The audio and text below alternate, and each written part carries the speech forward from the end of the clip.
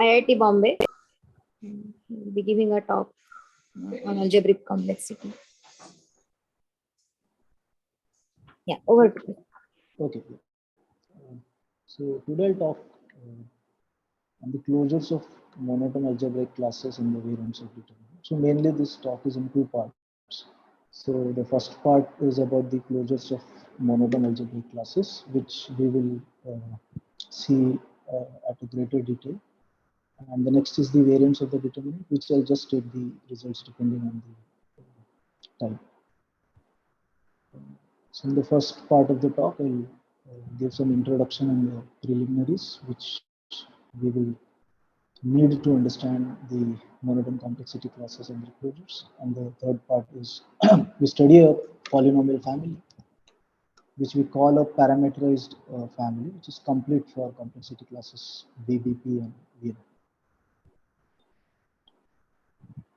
So what is algebraic complexity? Algebraic complexity is a branch of computational complexity, which essentially tries to study the complexity of computing polynomials. So given a polynomial, how hard it is to compute it. So more formally, so Valiant initially classified the polynomial families into various. Prasad, can you speak a little louder, please? Okay. Yeah. So Valiant classified the polynomial families into various algebraic complexity classes, depending on how easy or hard it is to compute it. So we'll formally see what these all terms are. So what is a polynomial family? We fix some field and we have this infinite supply of variables, which we call the set capital X. So we say Fn is a family of polynomials if they are the constants are from the field F and it's a polynomial over the variable X. So we have these examples of polynomial families: determinant, permanent, and iterated matrix multiplication, and so on. And we say that a polynomial family is p-bounded if the degree of Fn and also the number of variables of Fn are both polynomially bounded in N. So this is one of the model of computation. This is called arithmetic circuit. So this is basically a DAG with leaves labeled with variables or the field constants, and the internal nodes are either labeled with addition or a multiplication, and in a natural way this circuit computes a polynomial. And if the underlying graph is a tree, we call it arithmetic formula, and we study the size of this circuit or a formula. That is, we are interested to find out how many number of nodes you require to compute this polynomial. So that's the parameter. And all those p-bounded families which are computable by polysize circuits are constitutes the class VP. This is another model of computation. This is called algebraic branching program. So this is again a DAG with two special designated nodes S and T. And we look at all ST paths. So we associate a monomial to every ST path, and we sum over all the monomials across all ST paths in this DAG. And that is the polynomial computed by the algebraic branching program. So here also the size of the branching program is the number of nodes in it. So p-bounded families computable by polynomial sized algebraic branching programs are constitutes the class VBP.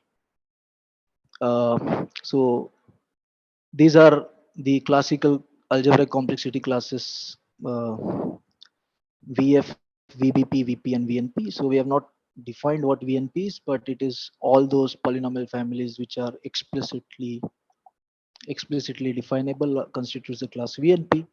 And it is known that VF is in VBP and VBP is in VP and VP sits in VNP. So what are projections? So we say a polynomial family Fn is a projection of Gn if Fn can be obtained from Gmn by setting its variables to one of the variables of Fn or two field constants. And we say it's a polynomial projection if this Mn is polynomially bounded, it's not too large. So it's denoted as this. So here it's like the polynomial, which is just a monomial, x1, x2, x3, x4 is a projection of this 4 cross 4 determinant. And we say a family of polynomials is complete for a complexity class C if it belongs to that class, and all other, and it's hard for that class. So every other polynomial family in that class can be computed as a p projection of f. I, Prasad, sorry, Yeah. I didn't fully understand the definition of P projection. Could you please Okay. explain that example again? Yeah. So we say that Fn is a projection of Gn. So we'll use Gn to compute Fn, and we'll substitute the variables of Gn by the variables of Fn and field constants. So essentially Gn is computing Fn by substitution. Okay, Uh, thank you. and then P projection just says that the parameter n of Gn is not very large. It's just polynomially bounded in n. Hmm. Okay. So projection is the usual projection. It just computes it, and P projection is this bound of this polynomial bound. And this example just says that x1, x2, x3, x4 is a projection of 4 cross 4 determinant, where the diagonals are x1, x2, x3, x4, and so on, and all other are set to 0. Okay. Yeah. Thank you. That makes sense. Uh, so we'll require the projections and the completeness to state the final part of our presentation. Now we'll move to the first part, monotone complexity classes and their closure. So we have seen various models of computations, and we have seen corresponding complexity classes for those models of computations.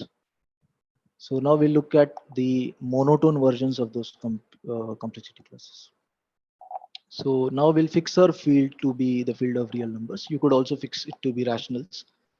Everything will work out. But for the sake of this presentation,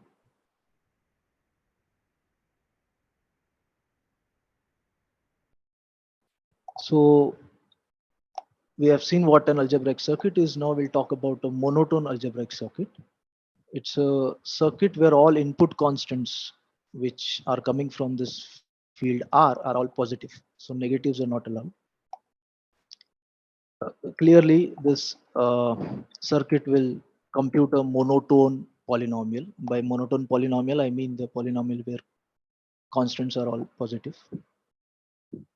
Uh, on similar lines, we can define other monotone versions of uh, models of computation. So monotone algebraic branching program, where all the constants are positive, and monotone formula, where all the constants again are positive. So this just states the definition of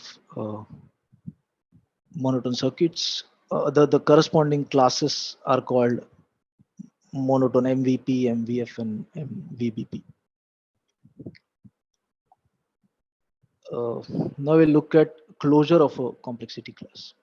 So we say that a family Hn belongs to this closure class VP if there exist a bunch of polynomials Hni such that uh, Gn computes Hn in an approximate way. So, and Gn is in VP. So basically Gn is in VP, but it is not computing Hn as we ideally want, but it's computing Hn in an approximate sense. And this Gn is over this extension field. So you may have negative exponents to this epsilon. So, so we have a circuit with negative exponents of epsilon hanging around, but it is computing this polynomial hnx plus epsilon h n1x plus epsilon square h n2x and so on. So essentially the things which are associated with epsilons are the garbage terms, and hnx is gnx is computing hnx in an approximate sense if you say that epsilon tends to 0.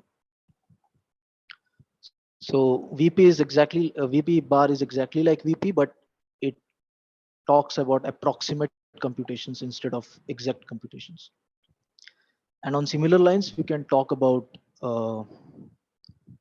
of approximate form like formulas which compute polynomials in approximate sense, and algebraic branching programs which compute polynomials in approximate sense. In both these uh, cases as well, the field is the extension field with considering epsilon as an uh, indeterminate.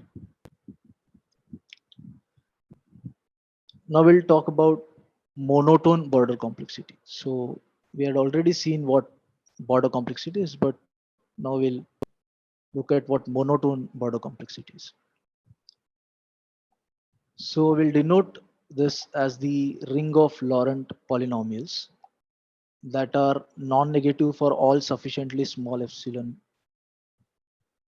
greater than 0. So what does it mean? It means that the monotonicity condition here means that for every alpha which belongs to this ring of Laurent polynomials, there exists a beta such that for every epsilon in this range 0 to beta, the evaluation of epsilon alpha on that epsilon is strictly greater than 0, strictly positive or 0. So this is the monotonicity condition we will consider.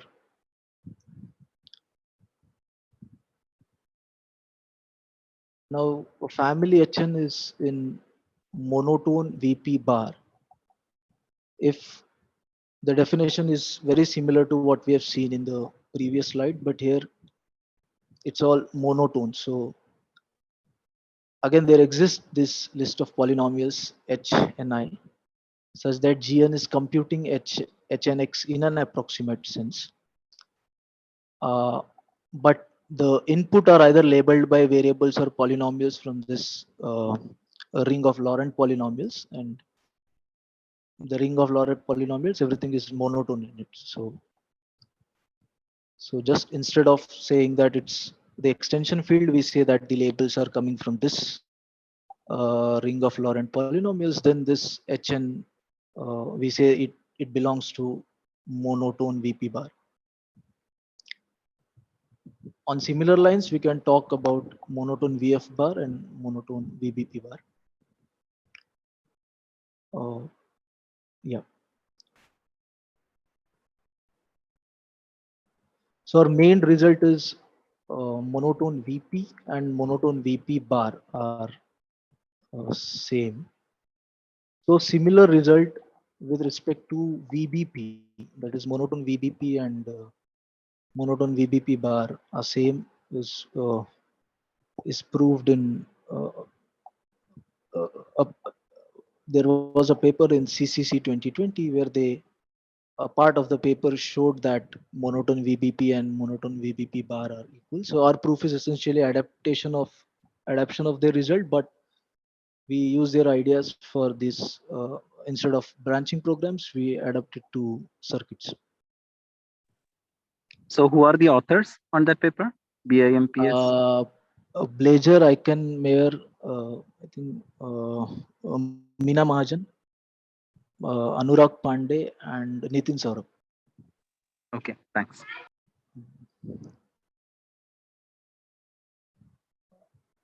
Yeah, so basically our proof will have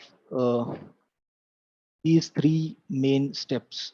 Uh, uh, so what we do is we start with a circuit Cn of size S, which is computing polynomial Q,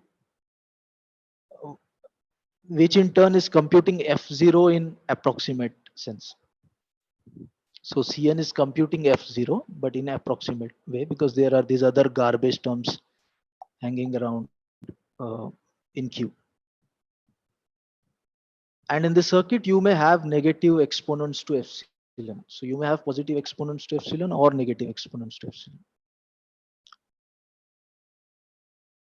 Now we construct another monotone circuit Cn dash of size poly s, not too large, such that Cn dash is now computing epsilon raised to tq. So it's a scaled version of q for some t, some positive t. So we'll change this circuit Cn to Cn dash such that it will start computing epsilon raised to tq instead of q. And this new circuit Cn dash will have a property that no input gate in Cn dash will have a label with a negative exponent of epsilon as its input. So we'll get rid of all negative exponents of epsilon. The second step is we convert the monotone circuit Cn dash, which we have seen in the first step, which was initially computing epsilon tq to epsilon t raised to minus q. So we are getting rid of one epsilon. This circuit will have age labels. We'll see what. Yeah, so this circuit is slightly different than the circuit definition which we have seen in the start of the talk. It will have age labels. It's not very different, but a slight technical thing. Uh, and after computing this epsilon tq to epsilon t raised to minus 1q, still there are no input gates or edge in the converted circuit which have negative exponent of epsilon as its label. The second step, if we'll keep on repeating, you'll get rid of all epsilons and we'll get a circuit which is computing q, but you don't have any negative exponents of epsilon. So if you repeatedly apply step 2 and substitute epsilon to 0, then Cn dash will start computing f0 exactly. So that's the basic template of the proof. So first you get rid of the negative exponents of epsilon, but we get a scaled version of our polynomial of interest, and then we get rid of those extra epsilons one by one. But we make sure that you don't get negative exponents, and then you just substitute epsilon to 0. So so we look at the uh, first step first. So before that, I'll define what universal circuit is. So universal circuit family is a set of circuits un such that for every polynomial fn of say degree dn and circuit size sn, there exists a circuit um which by projection will compute fn, right? So there exists another circuit psi which computes fn such that the underlying dag of psi is same as that of um, and m is some poly in nsd. So given any fn, you can get some um where m is not too large, such that fn can be computed as a projection of un.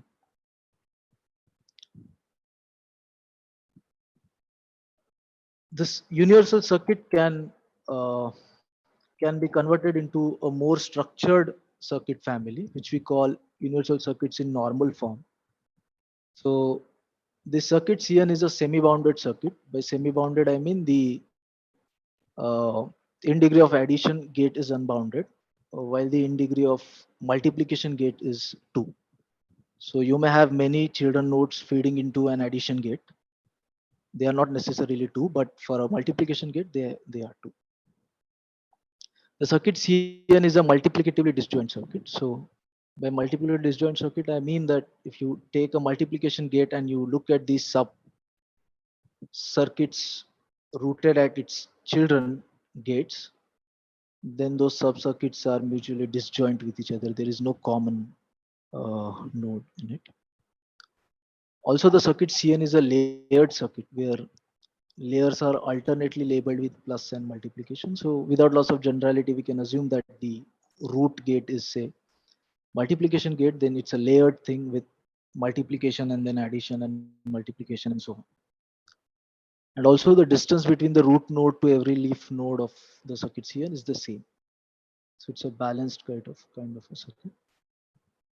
And the number of this variable spelling. Yeah. So number of variables and size of the circuit are both polynomially bounded in it. So for any family Fn, you get a universal circuit in normal form such that as a projection, it is computing the polynomial Fn.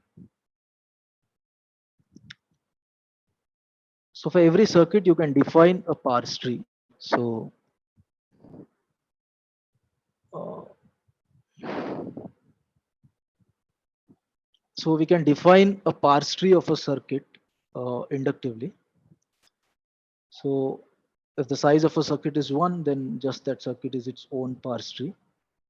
If the consider a circuit of size greater than one, then you pick the output gate, which could be either a multiplication gate or an addition gate. Then for an addition gate, the parse tree is just you take that addition gate and you pick one of its children, and then the parse tree is clinging on that children. And for multiplication gate, you take the multiplication node and you take both the left and right child, the ages, and then you take the parse trees clinging on those two children's. You have to take disjoint copies because they're trees, and then you get a set of parse trees for any given circuit. And we can associate a monomial to every parse tree. That is for any parse tree. If you look at the leaf nodes and the labels on the leaf nodes, you multiply all the labels on the leaf nodes, you get a monomial, right? So you associate a monomial to every parse tree. And this theorem says that if you take any algebraic circuit which is computing a polynomial f, and let's say you have a set of all parse trees of circuit C, and we know every parse tree has a monomial associated with it, then the sum of all these monomials associated with all these parse trees is essentially the polynomial computed by the algebraic circuit. So this is a easy um, inductive argument to show that this holds. So for multiplication, you need uh, both the parse trees clinging on the at the children nodes of the multiplication gate. For addition, you'll pick one, and it's a simple uh, inductive argument. So we look at the step one of our proof. Uh, so we begin with a circuit Cn of sizes, which is computing Q, which in turn implies that it's computing F0 in approximate sense. Now, as we have seen that we know for every polynomial compute table by circuit, there exists a universal circuit in normal form, which will also compute that polynomial. So here we can assume that there exists a universal circuit in normal form UM, such that circuit UM computes Q. And it is known that there will be no extra cancellations added when you move from circuit Cn to UM. So the monotonicity condition is preserved in the circuit UM. Uh, Now we assume that, let's assume that J be the largest negative exponent in any of the input gates of Cn. Uh, so the Cn should be UM. So once you take Cn, you move to UM, and now you look at the largest negative exponent of UM.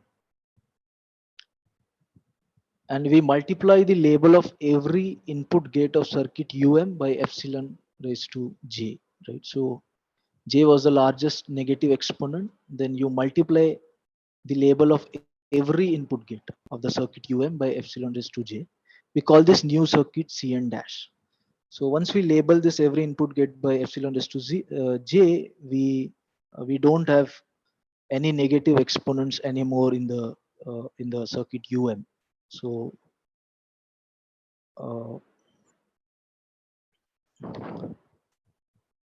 we have got rid of the negative exponents in the circuit Cn. But now we need to argue that uh, this change of multiplying every label with epsilon raised to J, what effect does it due to the polynomial which was initially getting computed, which was q. So here's a small observation that the shape of every parse tree of circuit Cn is the same, because uh, this should be the shape of every parse tree of circuit is the same, because is a structured circuit with this alternating structure of multiplication and addition and so on. And also the depth of the circuit is same for every leaf node in the circuit So we can safely assume that every parse tree will have uh, same shape. They are isomorphic to each other, and therefore the number of leaf nodes in any parse tree is equal to n raised to c. Therefore, the polynomial which is getting computed by Cn dash exactly gets scaled by epsilon tq. So every monomial gets scaled by that same quantity, because the parse trees are same and the shape of the parse trees are same, and therefore the leaf nodes are same. So it just gets scaled by uh, epsilon raised to t, where t is the number of uh, t is the j times the number of leaf nodes in the parse tree. So like we have done with our first step. For the second step, we'll require a slight modification to the definition of our arithmetic circuit. Now we have an arithmetic circuit with age labels.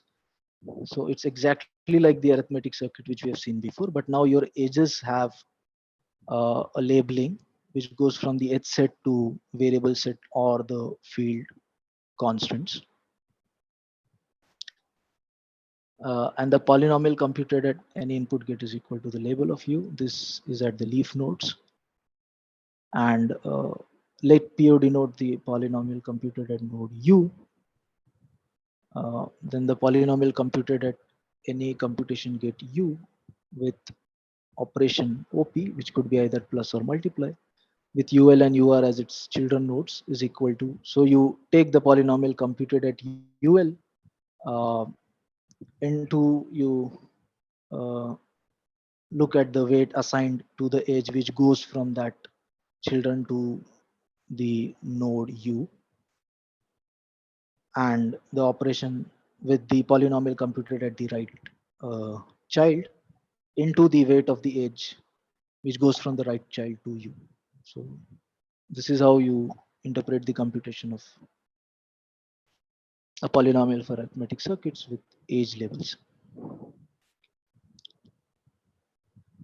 And the polynomial computed by the circuit is the polynomial computed by the output gate of circuit C.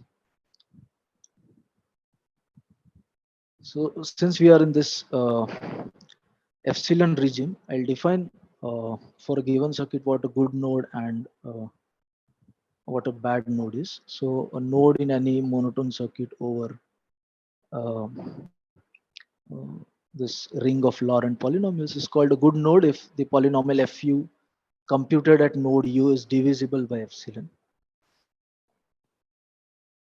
And if it's not a good node, then we call it a bad node. Now we look at the second step of our proof. So the first step of proof is like we have converted the circuit to another circuit without any negative exponents of epsilon. And but it's a scaled version of the required polynomial. So we have to get rid of this extra scaled part which has happened to our polynomial. So let's assume you have a monotone circuit Dn of size S with age labels from the h set E to epsilon raised to I, some positive I, some integer, and you don't have any negative exponents of epsilon. Now we assume that Dn computes epsilon BQ. Now what we do is we take the circuit Dn and we carefully identify some leaf nodes of Dn which are good nodes, and we scale them or by 1 by epsilon, right? So since they are good nodes, after scaling them by 1 by epsilon, still you don't introduce any negative exponents of epsilon. And in this process, you also update the h function w dash. This is W dash. So you start with a monotone circuit with a edge label function W dash, which maps edges to some positive exponents of epsilon. You assume Dn computes Q, which in turn computes F0 in approximate a scaled version of Q, epsilon BQ. And then the goal is to identify some leaf nodes such that if you scale those leaf nodes by 1 by epsilon, you have to identify good input nodes so that after scaling you don't introduce negative exponents of epsilon. And once you scale them, then you also update the edge function W dash such that now the circuit starts computing epsilon raised to b minus 1 q. Now the whole goal now is to understand how to identify and scale some of these good input nodes with 1 by epsilon. And we'll use this monotonicity crucially here to identify these nodes. We can always identify these good input nodes, which we scale and we get rid of 1 epsilon uh, from the polynomial which was initially computed by the circuit DN. And after this process, you don't introduce negative exponents. You can keep repeating this process b times, say, and then you will get rid of all these extra epsilons without introducing negative exponents. So, yeah, so I've already told this, and the monotonicity of DN is preserved. So how you identify and scale this some of these good input nodes with 1 by epsilon. So that is our next part. So what we do is we look at the circuit from top to bottom, right? And we'll we'll by layer we'll start marking the nodes. So this is an inductive process. So what I'll do is I'll mark the root node. And whenever I mark a node, I'll always mark a good node, a node which is divisible by epsilon. By our given conditions, we know that the polynomial which is computable by the circuit Dn at the root node is divisible by epsilon because it is computing epsilon raised to bq. So you have these extra epsilons, so it's divisible by epsilon for sure. So in the base case, you mark the root node. So what we are going to do is we mark the root node, and from the topmost part of the circuit, we like go to the bottommost part by intelligently figuring out which nodes to mark, such that at the leaf level you'll mark few nodes, and those all will be good nodes, and all those nodes which are marked now are to be scaled by 1 by epsilon. So first of all, you'll mark the root node. It's a good node. Now, given the marking of nodes up to layer numbered I, so the circuit is a layered circuit because it's a universal circuit, so it has the structure. So given the marking of nodes up to layer numbered I, we give a procedure to mark the nodes in layer numbered I plus 1. So let's assume that I plus 1 is even. And so therefore layer numbered I, let's assume that, so we have to consider two cases of either the addition gate or the multi or the multiplication gate. So first we'll look at the case of addition gates. So we assume that these are T nodes which are marked nodes at layer numbered I, and inductively we know that these all nodes are good nodes.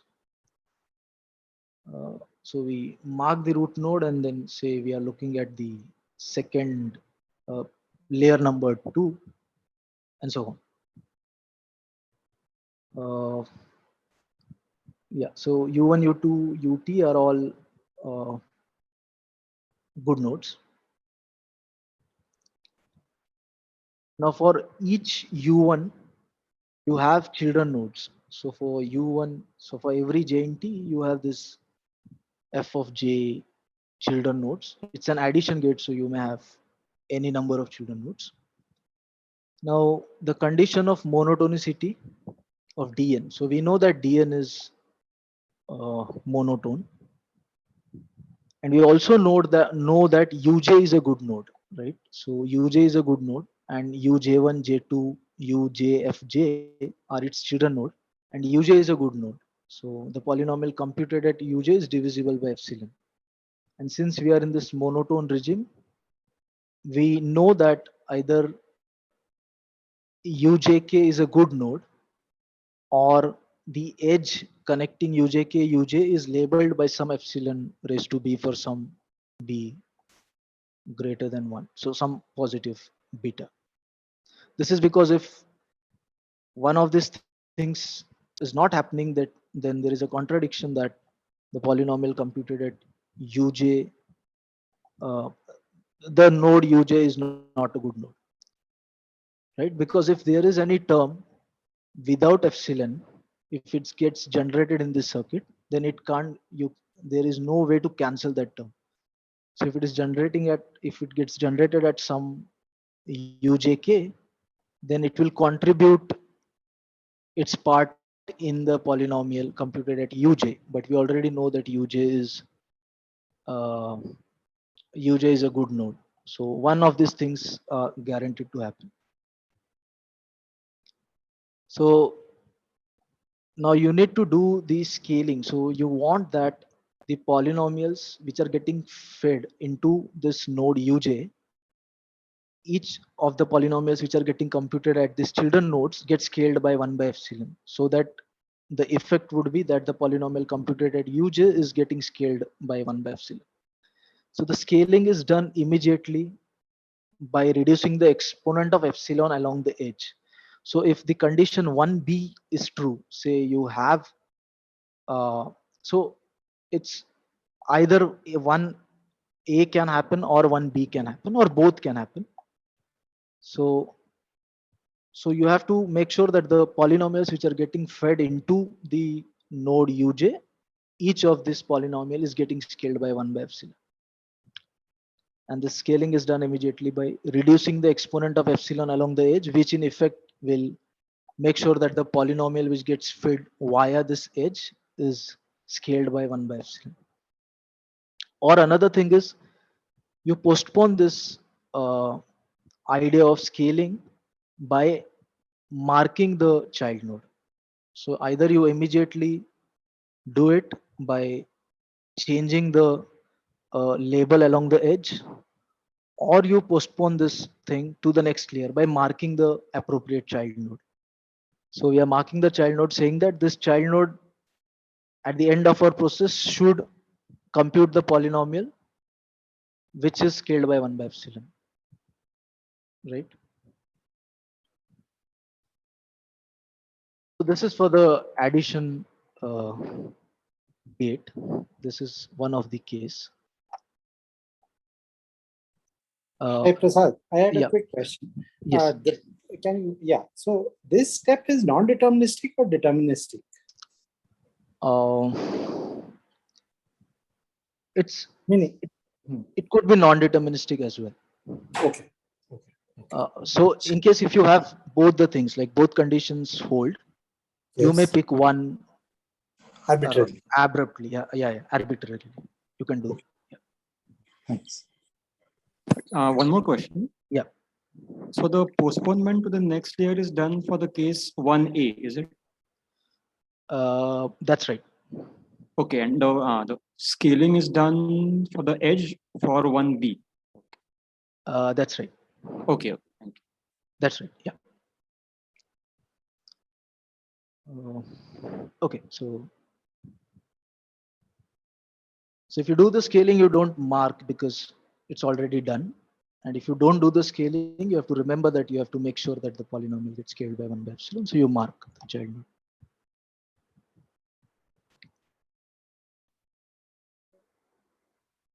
So yeah, so we'll now look at the multiplication case. So layer numbered I consists of the multiplication gates.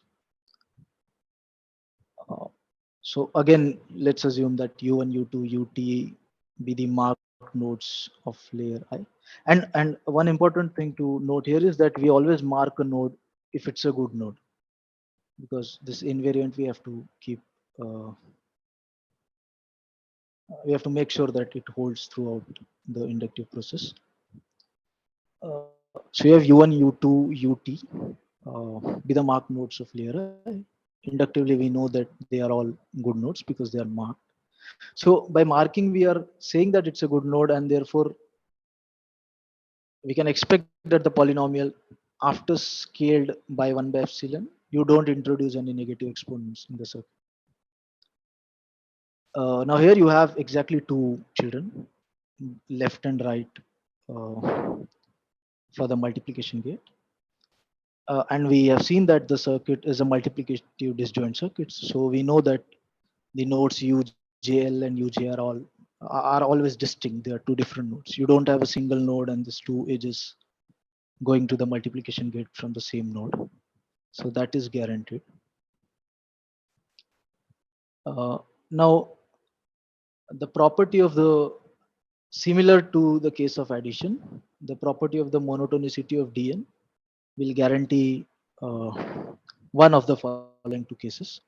So here in addition, you had to make sure that every polynomial which was getting fed into addition gets scaled by 1 by epsilon for obvious reason. Here you are guaranteed that exactly one of the polynomial which is getting fed into multiplication gate uh, uh, is divisible by epsilon, and it has to happen that there has to be one node which satisfies that condition, because if not, then again there is a contradiction. Uh,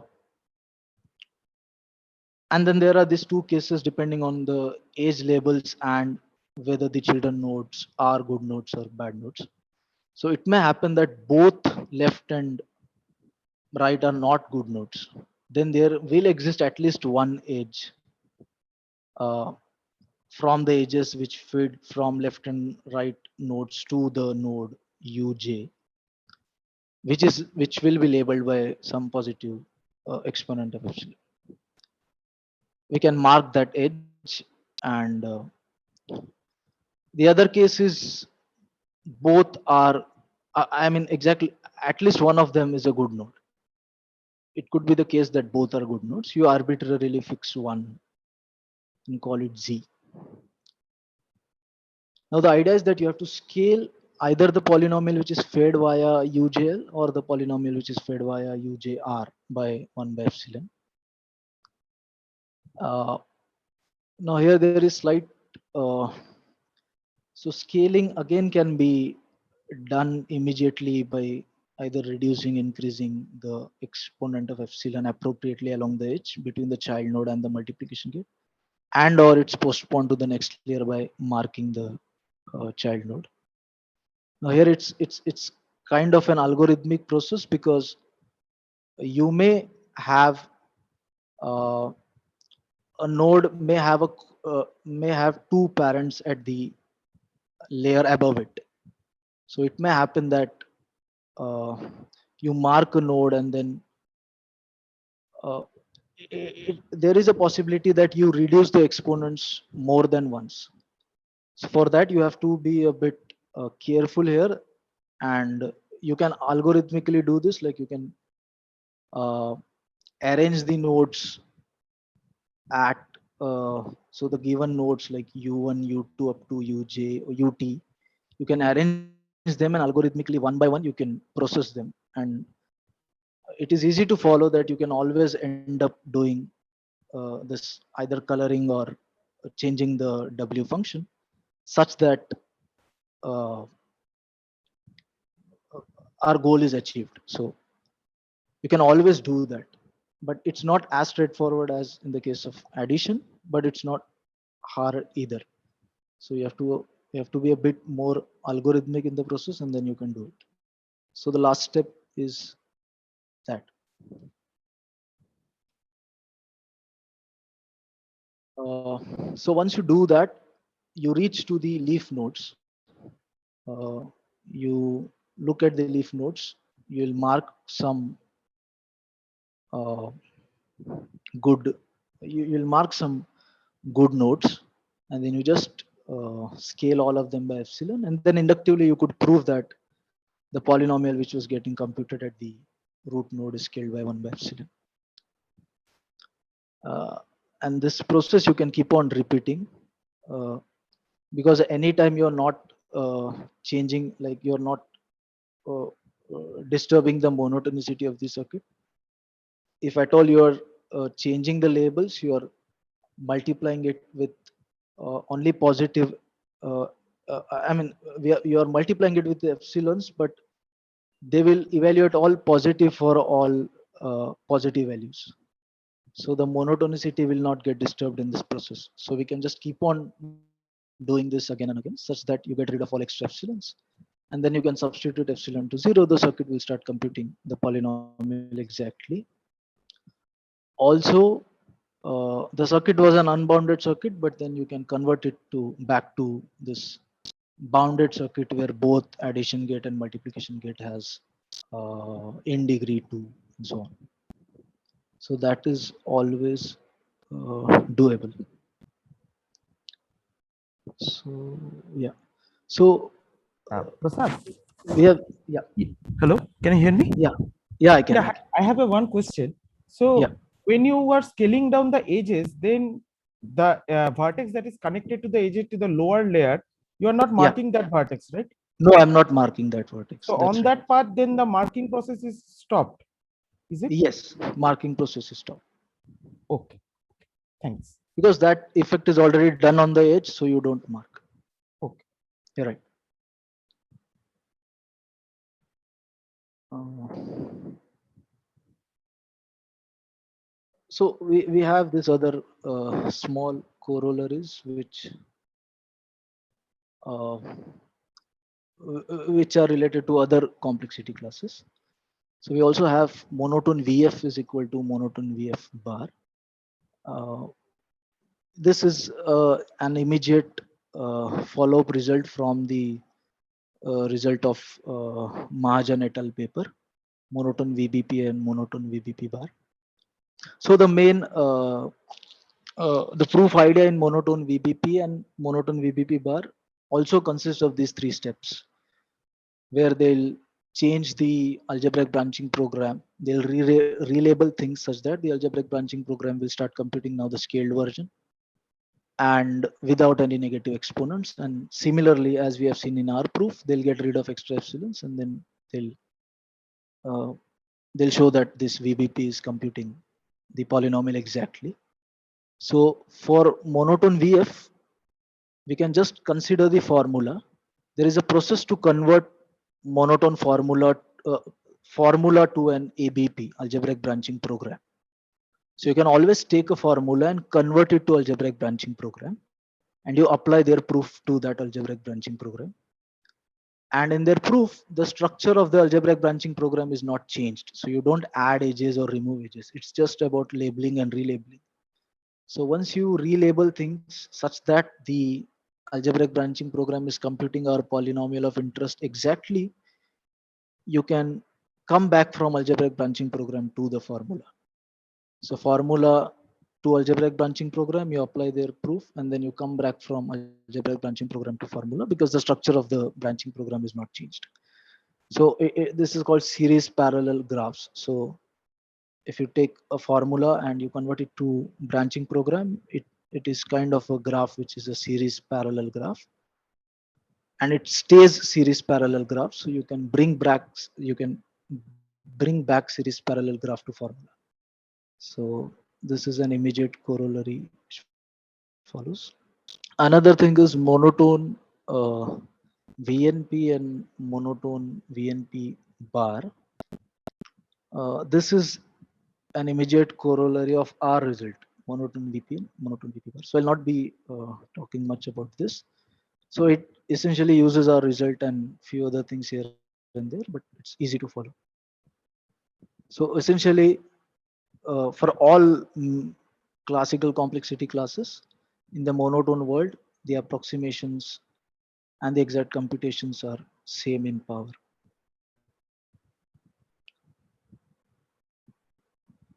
Well, present are other results which are uh, on variants of determinant. So I'll first define what our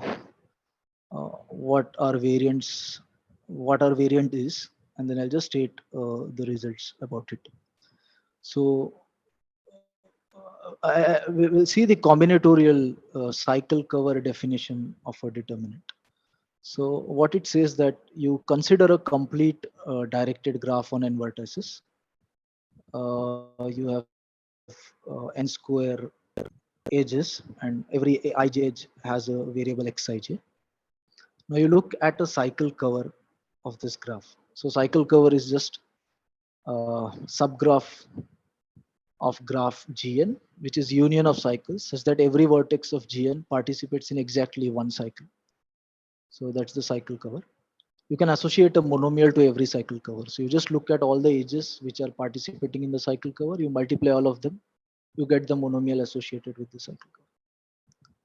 So determinant can be expressed as sum of cycle, signed sum of cycle covers. So we'll take K to be a fixed constant, and we'll talk about determinant without K cycle. So this determinant is exactly like determinant, but it will consider only those cycle covers which don't have cycles of length not equal to K. So you can talk about determinant without two cycles. So all those monomials will be in our polynomial which don't have any transposition. And you can so on talk about 3 and 4 and so on. For any constant K, determinant is defined. And signature is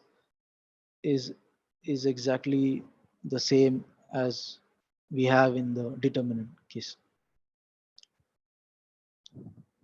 We show that determinant not equal to 1, that is determinant without self loops, is complete for the class VBP, whereas for any constant k greater than or equal to 2, it becomes VNP complete. So this is just a different way of looking at complexity classes. So we call this a parameterized complete family, where k is a parameter. Interestingly, for k equal to 1, the parameterized family is complete for VBP, and for k greater than or equal to 2, it becomes VNP complete. So the proof of determinant not equal to 1 goes, it's very similar to the proof where we show that determinant is complete for VBP. Instead of adding self loops, since they are not allowed, we add some gadget and make it work. So it's very similar to how you show determinant is complete for VBP with few modifications here and there. And determinant not equal to k for k greater than or equal to 2, for VNP completeness, this follows the Valiant's classical proof, where Valiant shows that permanent is complete for VNP. So it has basically three main components. So this is all graph theory things. So you construct a partial if and only if gadget, and you construct a rosette gadget. So these are very similar to gadgets which Valiant uses to prove permanent to be complete for VNP. And then we use, you pick a family Gn which is in VNP, and you construct a graph HM such that determinant not equal to k over the graph HM is equal to Gn. One interesting thing here to note is that permanent is complete for VNP for all fields of characteristic not equal to 2, but this result holds for all fields. This result holds for all fields. Yeah, that's it. Do you have any questions? So I had a question. Yeah. You outlined a procedure, an algorithm to remove the epsilons from this, correct? Right. What is the complexity of that algorithm?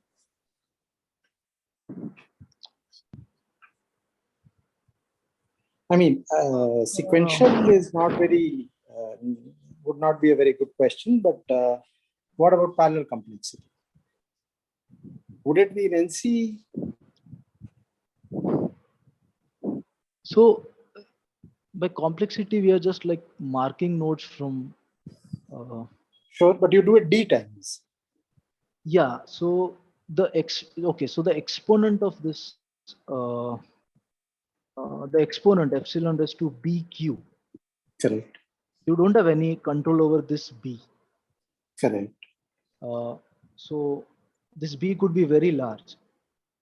So we Okay. do it many large times, like you do it many times, but the whole idea is to get a circuit which gets rid of, like there is a way to get rid of epsilon. So is B polynomially bounded? Or No, not necessarily, because it depends on what uh, exponent epsilon has at the start, in the start of the circuit. So you don't have any control over what b comes out to be. I see. And there is no way to pre-process it or something so that Um, B becomes polynomially bounded, at least. I mean, so that we have a polynomial time procedure.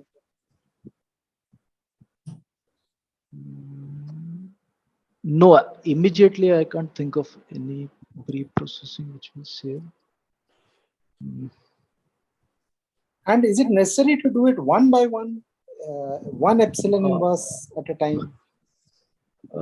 No, I think there should be a way to do it at a go. Or epsilon to the 2 to the I. Yeah, but then we have to figure out more things. Yeah, but I think it should be doable. With some more work, must be doable. Thanks.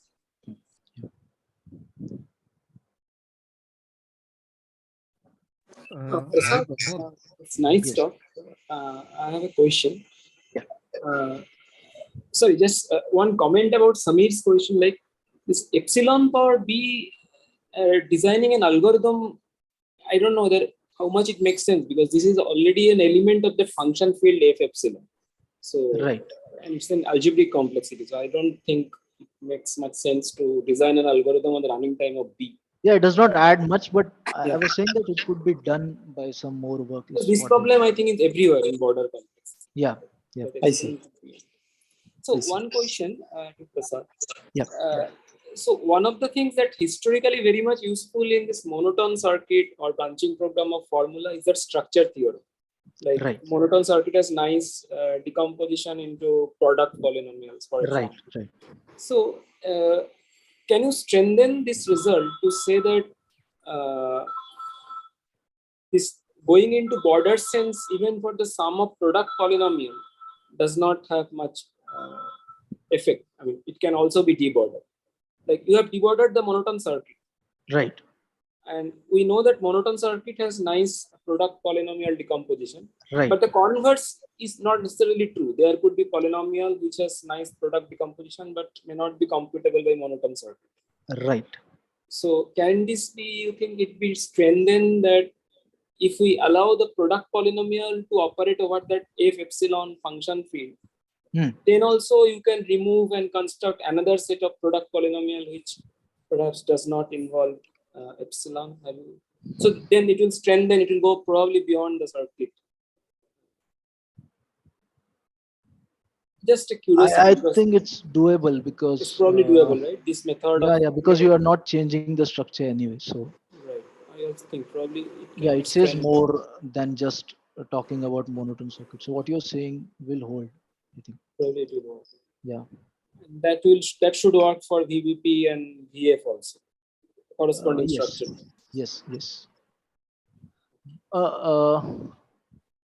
I was worried about going from the circuit to the universal circuit and then going back from universal circuit to the visual circuit. I see. That step has to be. Yeah, that is a crucial step because we want these monomials to get scaled by the same factor. But your universal circuit is also monotone.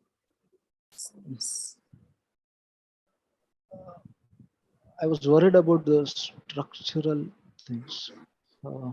Okay, we can think about it offline. It just came out of curiosity because most of the classical type theorem uses that structure theorem. Right. But the universal circuit is the thing which we are crucially using here to make sure that the scaling for every monomial yeah, is that's a same. new component. Yeah. Okay. Thanks. Hi, Prasad. Right. Hello. Hi, hi, hi. Am I Yes. audible? Yeah. Hi. Yes, yes, yes. So I have a question like, so in monotone setting, if you allow division gates, right? So Okay. then it is known that there are polynomials that can be computed by small monotone circuits with division gates. But like, for example, the spanning tree Hmm. polynomial is such an example, right? So, but Hmm. here in when you allow border, then also sometimes it seems like you can implicitly divide by high powers of epsilon. But so in that respect, I'm finding your result a bit surprising. But maybe thinking through like the comparing these two results, I can. Or do you remember like how division helped there? But like in case of border, it is not like these two classes are same. So in the spanning tree, so could you repeat the? Yeah, so the question is like, so in the when you allow like addition, multiplication, and also And division, right? okay, okay, And then it is known that there are polynomials that I think the spanning tree polynomial is such an example where okay, it can be computed by polynomial size circuit, but okay. there is a monotone lower bound, exponential lower bound known against it, Hmm. right? I mean, Hmm. without division gate. Hmm. Hmm. So there is Right. a difference if you just like allow division gates. In case of Okay. border, in the coefficients, like you can feed 1 by epsilon to the power something, right? So that is also implicitly some division is, we can think of is Yeah, division happening is there. embedded here, Yeah, division is uh, embedded there. but In it's not. light of that, I'm just saying that this Hmm. result is a bit surprising, but like it seems Hmm. like a nice result, and yeah, it was a good Right, talk. So just like right, right. But I think the division in this ring of Laurent and the division there are, are different. yeah, they're different. Okay, okay. Lot of difference. Mm-hmm. Okay. They're not inherently like doing the same thing. Mm-hmm. Okay. Uh, yeah. So yeah. Mm-hmm. Okay. Thank you.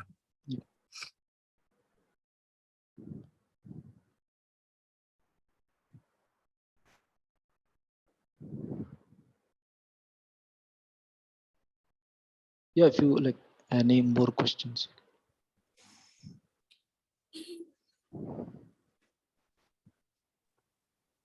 Nice talk, Prasad. Yeah, nice Yeah. talk, sir.